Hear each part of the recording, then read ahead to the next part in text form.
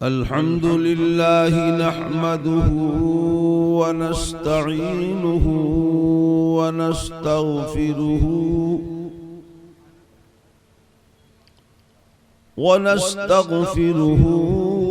ونؤمن به ونتوكل عليه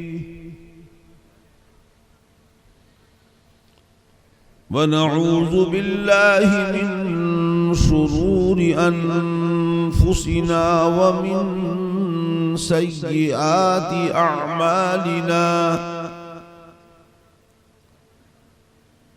أعمالنا من يهده الله فلا مضل له ومن يضلله فلا هادي له ونشهد أن لا إله إلا الله وحده لا شريك له ونشهد أن محمدًا عبده ورسوله أما بعد فأعوذ بالله من الشيطان الرجيم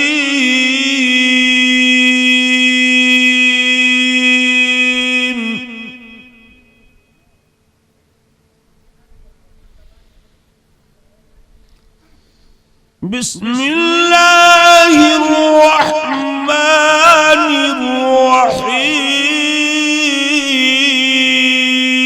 الرحيم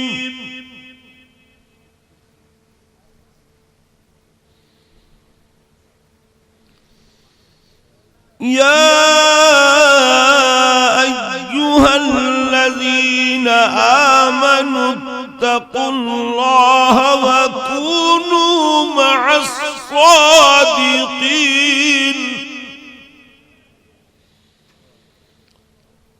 آمنت بالله صدق الله مولانا العظيم وصدق رسوله النبي الأمين الكريم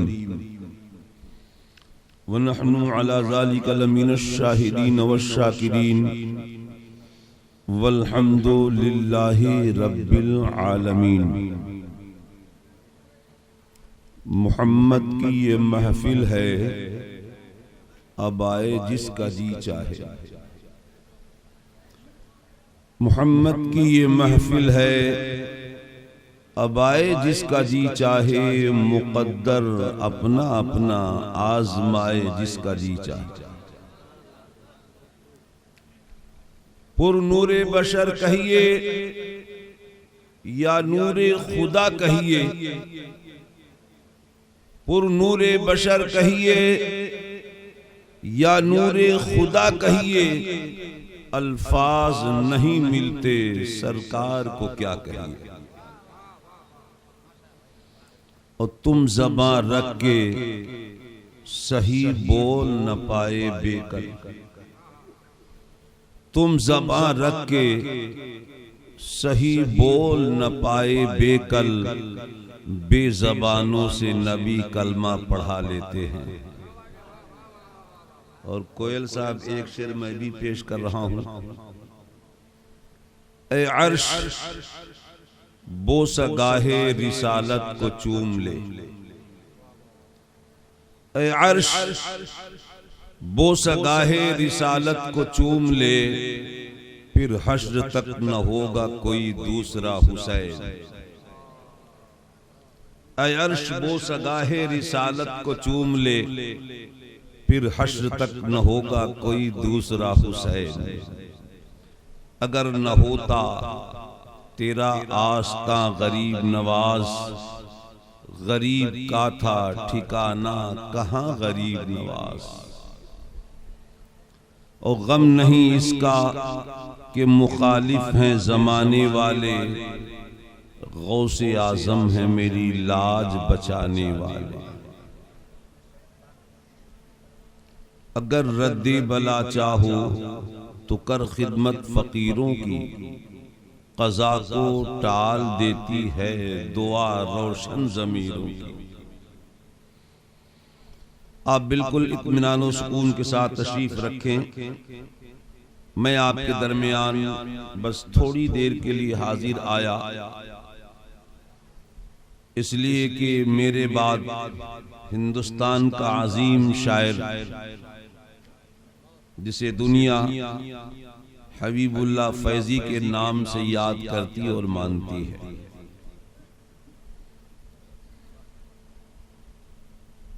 اپنی بھی کچھ ایسی عادت ہے کہ میں بھی نعت پاک پڑھتا ہوں۔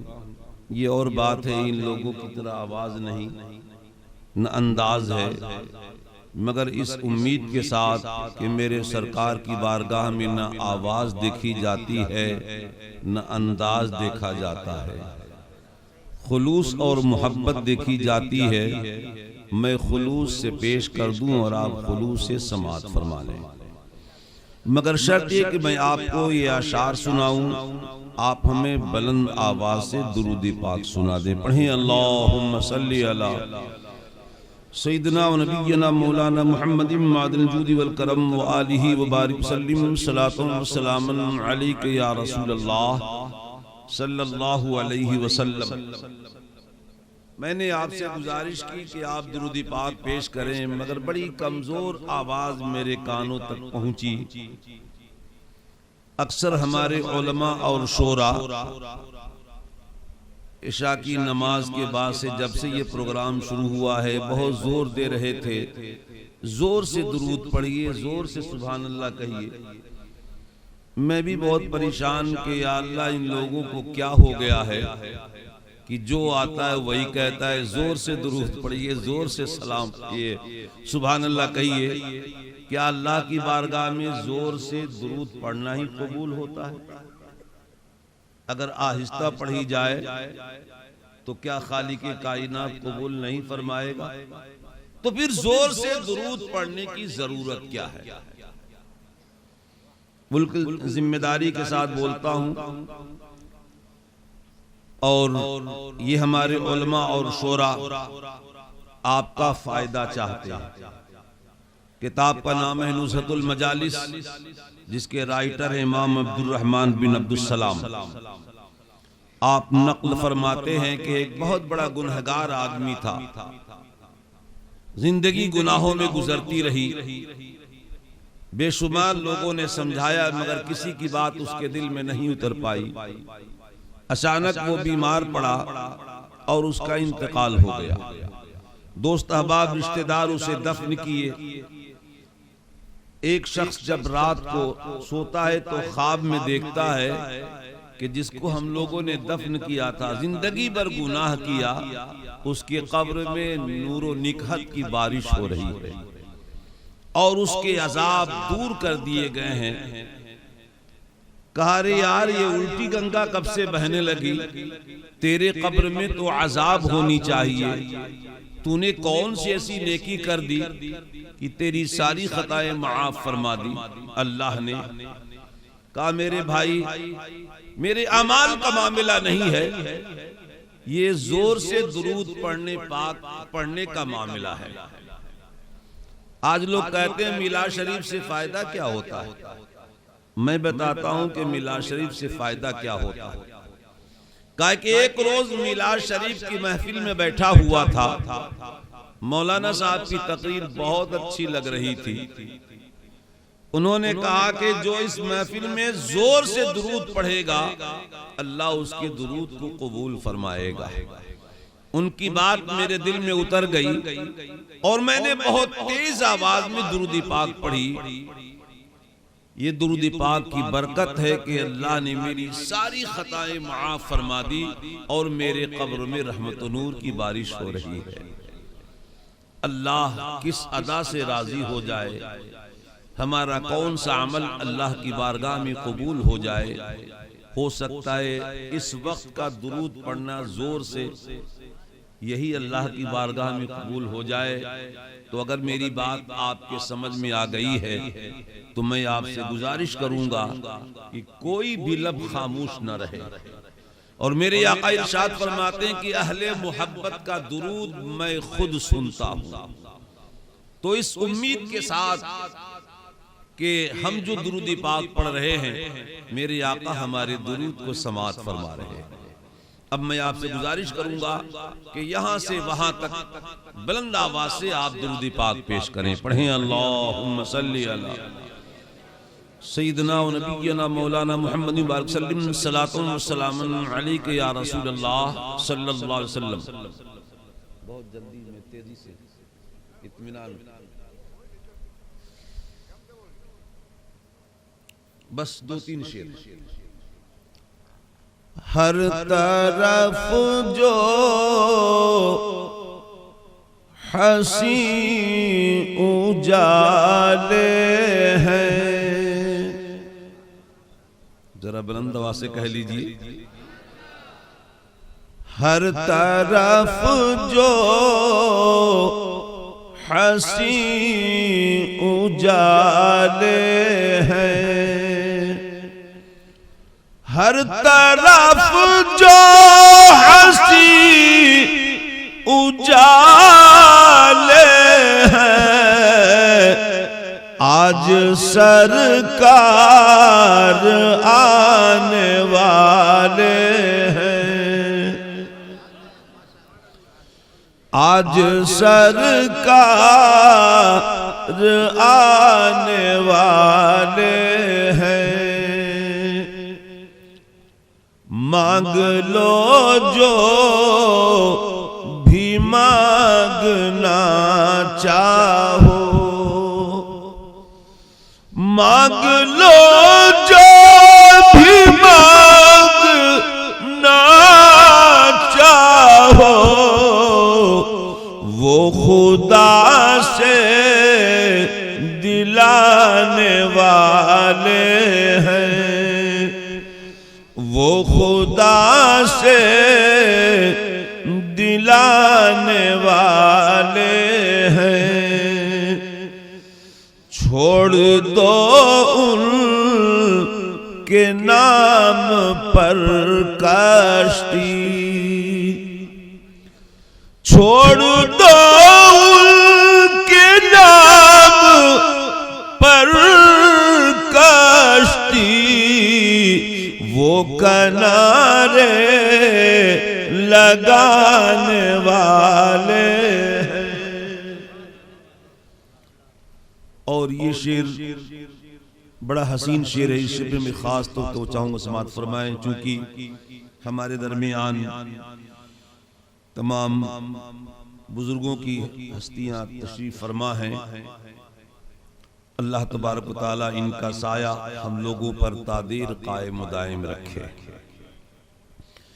کر لو تعظیم میں پنجتن یارو. بلند آواز سے. کر لو تعظیم میں پنجتن یارو. کر لو تعظیم میں پنجتن یارو. یہ نبی کے گھرانے والے ہیں. یہ نبی کے گھرانے والے ہیں. اور انشاءاللہ ثم انشاءاللہ ایسا بھی ہونے والا ہے. سب پڑھیں گے حضور کا کلمہ. سب پڑھیں گے حضور کا کلمہ. وہ زمانے بھی آنے والے ہیں. وہ زمانے بھی آنے والے ہیں. اب آپ ذہن کو حاضر رکھیں اور میں تمام لوگوں سے گزارش کروں گا کہ جو لوگ جا چکے ہیں وہ بھی تشریف لائیں، اس لیے کہ رات کے اخیر وقت میں دعائیں قبول ہوتی ہیں، اور آپ لوگوں نے محنت کیا ہے، مزدوری کام ختم ہونے کے بعد ملتی ہے۔ اگر آپ چاہتے ہیں کہ مزدوری ملے، اور میں تو کہتا ہوں کہ آج ہر دامن سب کے بھر جائیں گے، آج سب کی مراد انشاءاللہ ثم انشاءاللہ پوری ہوگی۔ اب آپ تھوڑی دیر کی گفتگو آپ سماعت فرما لیں، ذہن کو حاضر رکھیں۔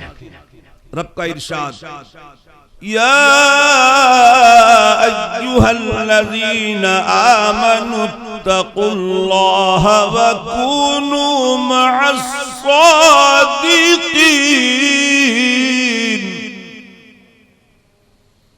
اے ایمان والو ڈرو اللہ سے، وَكُونُوا مَعَ الصَّادِقِينَ، اور سچوں کے ساتھ ہو جاؤ۔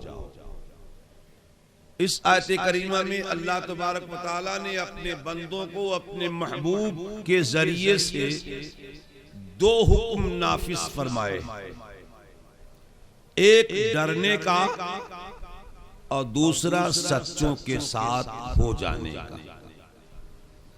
ڈرنے کا معاملہ تو سمجھ میں آ رہا ہے، مگر سچوں کے ساتھ ہو جاؤ یہ بات سمجھ میں نہیں آ رہی۔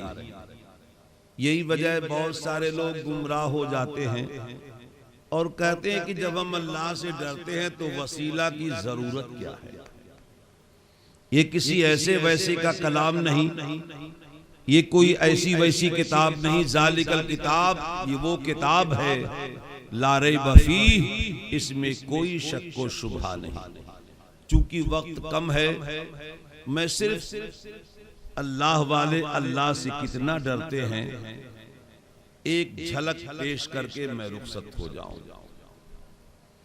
حضرت امام حسن بصری علیہ رحمہ فرماتے ہیں کہ ایک روز میں خانہ کعبہ گیا، رات کے وقت میں طواف کی نیت کی، اور جب حتیم کعبہ کے پاس جب میں پہنچا تو دیکھا ایک ایسا انسان ہے جو اپنے پورے جسم کو ایک چادر میں چھپا کر غلاف کعبہ پکڑ کر رب کی بارگاہ میں زارو قطع رو رہا ہے، اور اس کے رونے میں اتنا درد تھا کہ میں بھی بے چین ہو گیا، میں بے قرار ہو گیا۔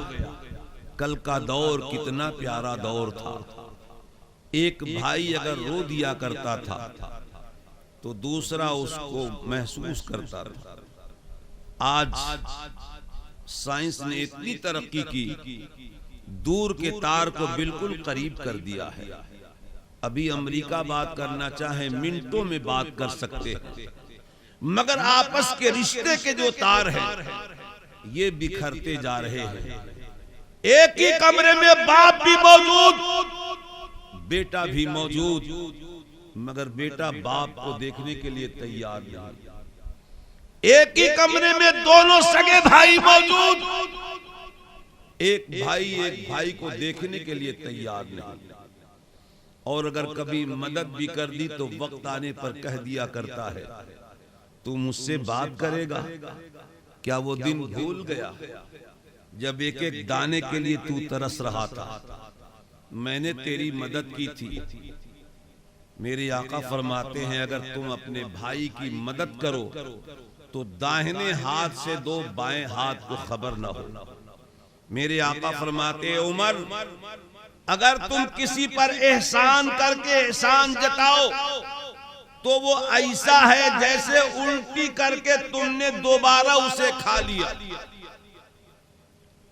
آؤ حضرت امام حسین رضی اللہ تعالیٰ کی بارگاہ میں میں آپ کو لے چلوں۔ ابھی آپ نعرہ بہت لگا رہے تھے، مگر امام پاک کی زندگی کو اپنے اندر ڈھالیں تو یقیناً ہم کامیاب ہوں گے۔ کتابوں میں آتا ہے کہ امام پاک کے ارد گرد بے شمار لوگ تھے، ایک شخص قریب آتا ہے اور کہتا ہے یہ کون ہے؟ کہا تمہیں معلوم نہیں یہ نواسۂ رسول ہے۔ امام پاک کا کردار دیکھو، ان کا اخلاق دیکھیں۔ کہا کہ آپ کون ہیں؟ آپ فرماتے ہیں میرا نام حسین ہے۔ کہا کہ آپ کے والد کا نام کیا ہے؟ کہا میرے والد کا نام علی ہے۔ معذاللہ اب اس نے گستاخی شروع کی۔ وہ علی جو معذاللہ ایسی باتیں کہی جو میں کہنا نہیں چاہتا۔ بہرحال سارے لوگ ناراض ہوئے، میان سے تلوار نکال دیا کہ سرکار اگر اجازت ہو تو ہم اس کا سر قلم کر دیں۔ امام پاک فرماتے یہ ہمارے گھر کی ریت نہیں ہے، میرے نانا جان کا تو طریقہ یہ تھا کہ جو گالیاں بھی سن کے دعائیں دی بار بار، جو گالیاں بھی سن کے دعائیں دی بار بار، ایسے نبی پہ دوستو قربان جائیے، قربان جائیے۔ میرے گھر کی یہ ریت نہیں۔ امام پاک جب وہ بولتے بولتے خاموش ہوا تو امام پاک فرماتے ہیں کہ آپ ماشاءاللہ بڑے خوبصورت ہیں، سبحان اللہ۔ دنیا نے آج تک یہ نہیں دیکھا ہوگا کہ کسی کے باپ کو کوئی گالی دے اور بیٹا اس کو برداشت کر لے، مگر میرے حسین کا کردار ہے، میرے حسین کا اخلاق ہے۔ اخلاق کس کو کہتے ہیں؟ امام پاک نے اس کو کر کے دکھایا ہے۔ کہا بڑے خوبصورت ہیں آپ، بہت حسین ہیں، مگر آپ کے خوبصورت چہرے سے یہ بات اچھی نہیں لگتی۔ اگر آپ بھوکے ہیں تو میں آپ کو کھلاتا ہوں، آپ پیاسے ہیں تو میں آپ کو پانی پلاؤں گا، اگر آپ تھکے ہوئے ہیں تو میں آپ کے رہنے کا آرام کا انتظام کروں گا۔ اپنے گھر لے گئے، اس کو کھلایا پلایا، آرام سے سلایا۔ جب وہ چلنے لگا تو آپ فرماتے ہیں کہ راستے کی جو ضرورت ہے وہ بھی تم لے لو۔ جب اخلاق دیکھا ہے، چند قدم چلنے کے بعد قدموں سے لپٹ گیا۔ کہا سرکار مجھے غلط فہمی ہو گئی تھی، لوگوں نے بتایا اور تھا مگر میں نے دیکھا کچھ اور ہے، اے سرکار مجھ کو معاف کیا جائے۔ امام پاک اپنے قدموں سے اٹھاتے ہیں اور اپنے سینے سے لگاتے ہیں، فرماتے ہیں کہ تم میرے نانا جان کے امتی ہو، ارے تمہاری جگہ میرے قدم نہیں ہے بلکہ تمہاری جگہ تو میرا سینہ ہے۔ حضرت امام حسن بصری علیہ رحمت و رضوان فرماتے ہیں کہ میں حتیم کعبہ کے پاس جب آیا تو کیا دیکھتا ہوں، ایک ایسا انسان جو غلاف کعبہ پکڑ کر کے اللہ کی بارگاہ میں اس قدر رو رہا ہے کہ اس کے رونے میں اتنا درد تھا، اتنا درد تھا کہ میں بھی بے چین ہو گیا، میں بھی بے قرار ہو گیا، اور دل ہی دل میں نے اللہ کی بارگاہ میں عرض کی رب قدیر جب میرا طواف مکمل ہو جائے گا تو یہ جو تیرا بندہ اپنے جسم کو چھپا کر غلاف کعبہ پکڑ کر رب کی بارگاہ میں جو رو رہا ہے میں اس کے حق میں دعا کروں گا۔ جب جب حتیم کعبہ کے پاس آتے ایک نظر دیکھتے، جب ان کے رونے کی آواز ان کے کانوں میں پہنچتی تو یہ بھی زارو قطار رونے لگتے۔ طواف مکمل ہوا، مقام ابراہیم پر 2 رکعت نماز ادا کرنے کے بعد کیا دیکھتے ہیں کہ وہ انسان چلا جا رہا ہے۔ جلدی جلدی اس کے قریب ہوئے، آواز دی میرے بھائی ذرا سا رک جاؤ، میری ایک بات تو سن لو۔ وہ رک گئے، کہا کہ جب آپ غلاف کعبہ پکڑ کر کے اپنے جسم کو چھپا کر کے جب اللہ کی بارگاہ میں رو رہے تھے تو میں بھی آپ کے ساتھ ساتھ رو رہا تھا۔ اے میرے بھائی، میں نے دل ہی دل میں اللہ کی بارگاہ میں عرض کی، مولا جب میرا طواف مکمل ہو جائے گا تو مقام ابراہیم پر 2 رکعت نماز ادا کرنے کے بعد میں آپ کے لیے دعا کروں گا، اپنا نام تو بتا دو، اپنا چہرہ تو دکھا دو، تاکہ تمہارا چہرہ دیکھ کر میں اللہ کی بارگاہ میں دعا کروں۔ فرماتے ہیں کہ جب میں نے اتنا کہا، اس نے اپنے چادر کو ہٹایا، جب میری نظر ان کے چہرے پر پڑی تو فرماتے ہیں یہ نواسے رسول ہیں، حضرت امام حسن رضی اللہ تعالیٰ عنہ ہیں، اور گر کر کے بے ہوش ہو گئے۔ حضرت امام حسن بصری رضی اللہ تعالیٰ عنہ بے ہوش ہو گئے۔ یہ ہیں اللہ والے، ڈر اس کو کہتے ہیں۔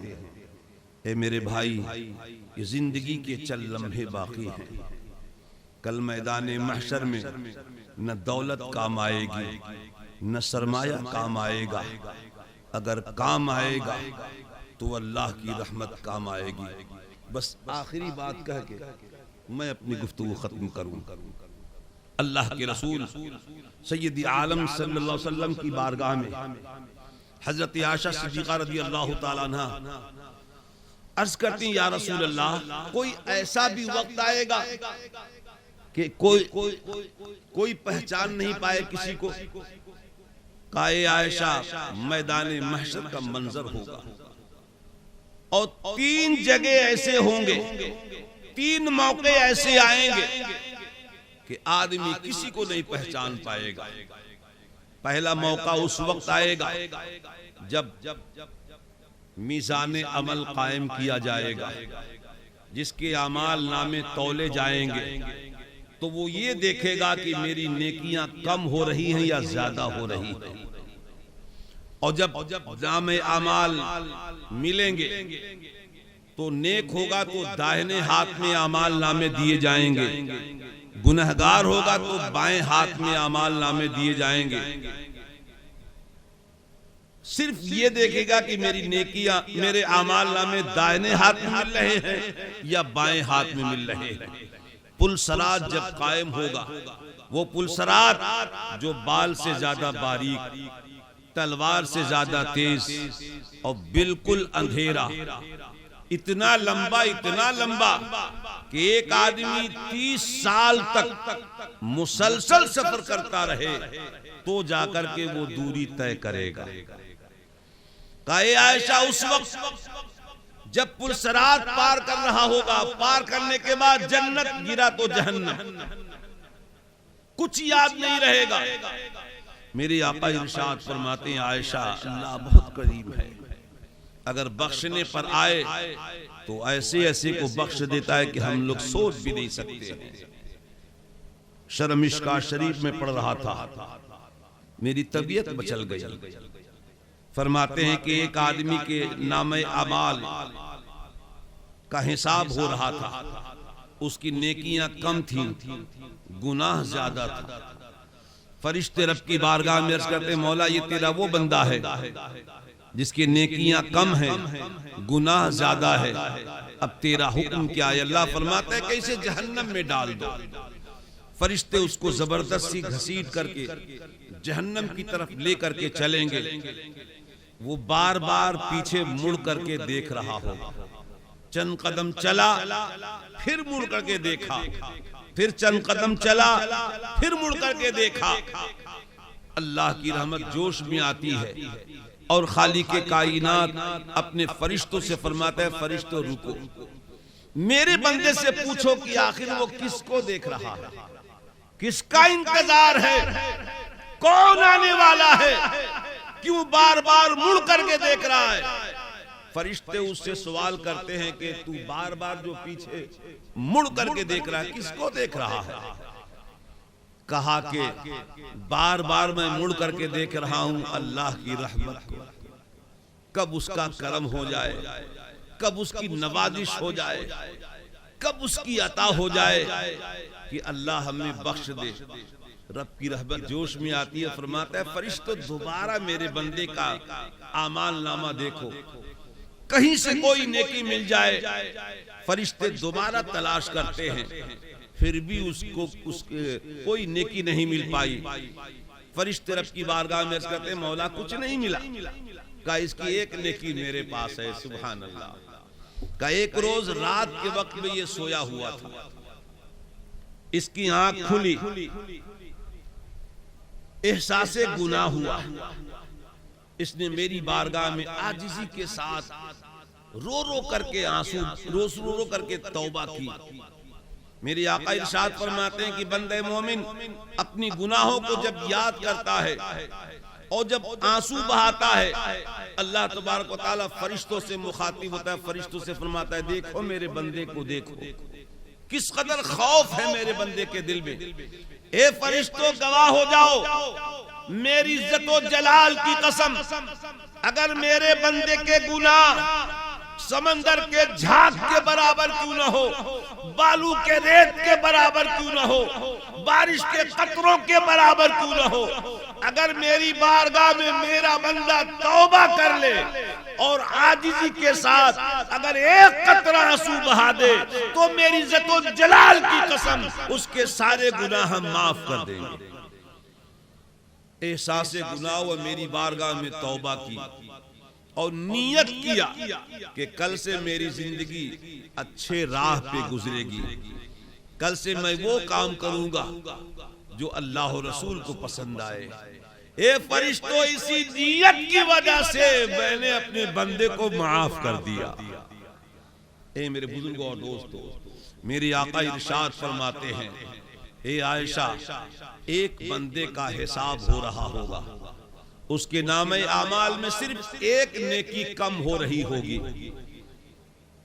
ایک نیکی کی وجہ سے فرشتے رب کی بارگاہ میں عرض مولا ایک نیکی کم ہے اس بندے کا. وہ بندہ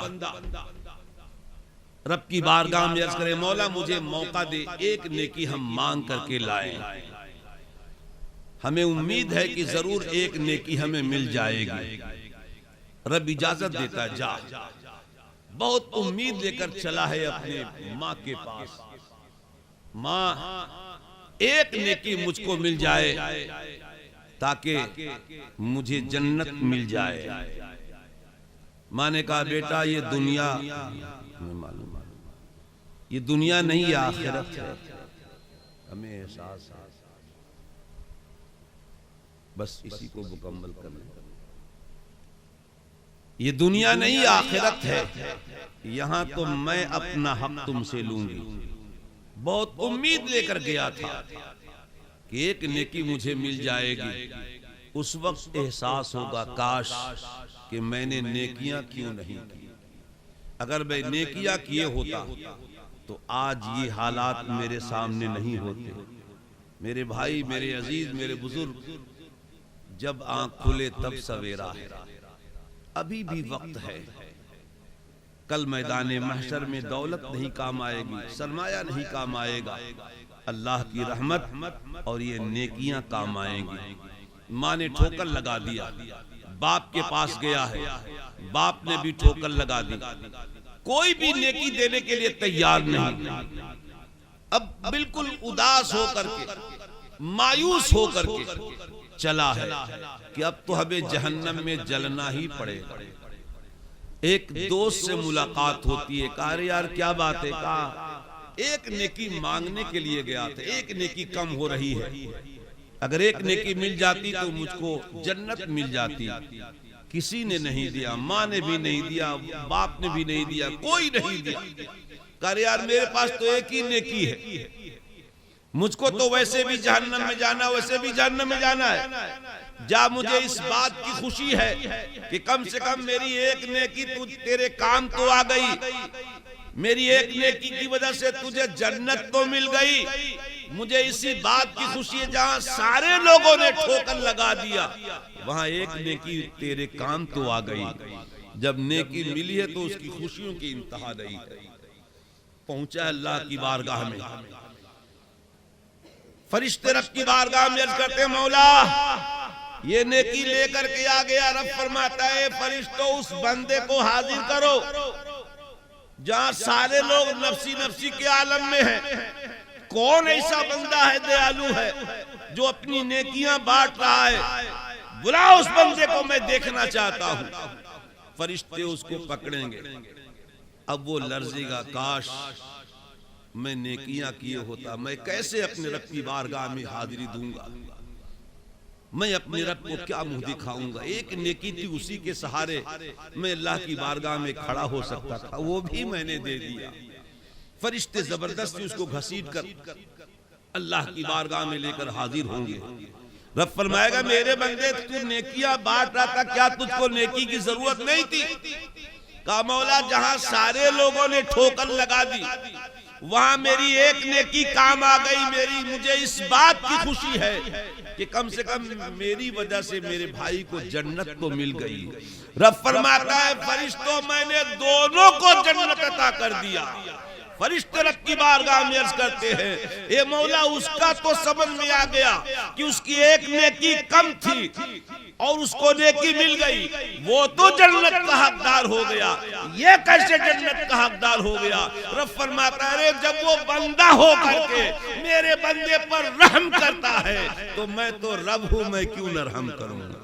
تو میرے عزیز، میرے بزرگ، ضرورت اس بات کی ہے کہ ہم اپنی زندگی کو سنواریں اور کوشش کریں کہ ہمارا وہ کام، ہر کام اللہ اور رسول کے فرمان کے مطابق ہو. انہی چند جملوں کے بعد میں اپنی گفتگو ختم کرتا ہوں. انشاءاللہ کبھی اگر وقت ملا تو مکمل گفتگو آپ سماعت فرمائیں گے.